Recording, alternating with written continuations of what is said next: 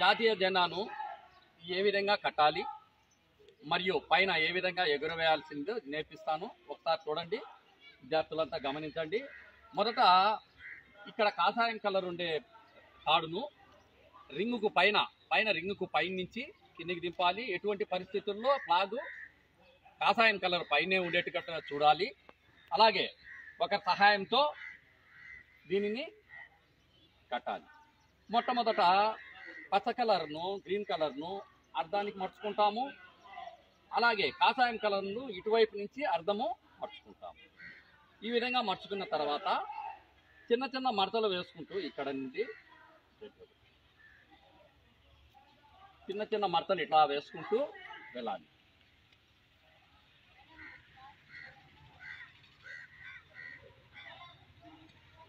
ఇలా వేసుకున్న తర్వాత ఈ కాషాయం కలర్ తాడు పైన ఉండేట్టుగా చూసుకొని పైన పట్టుకోవాలి. అలాగే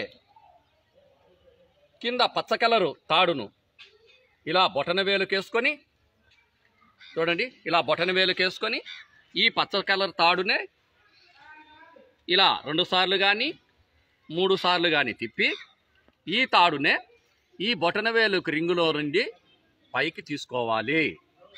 ఇది తీసుకున్న తర్వాత కింద పచ్చ కలర్ ఉండే తాడును ఈ పచ్చ కలర్ తాడును మెల్లగా కిందికి లాగారంటే జెండా బిగించుకుంటుంది. ఇలా బిగించుకున్న తర్వాత కాషాయం కలర్ తాడును పట్టుకొని పైకి లాగామంటే జెండా పైకి వెళ్ళిపోతుంది.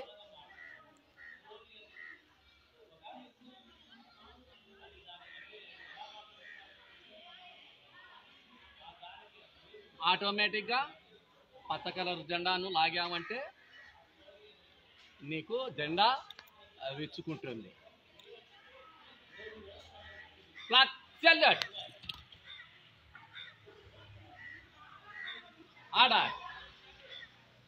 Thank you.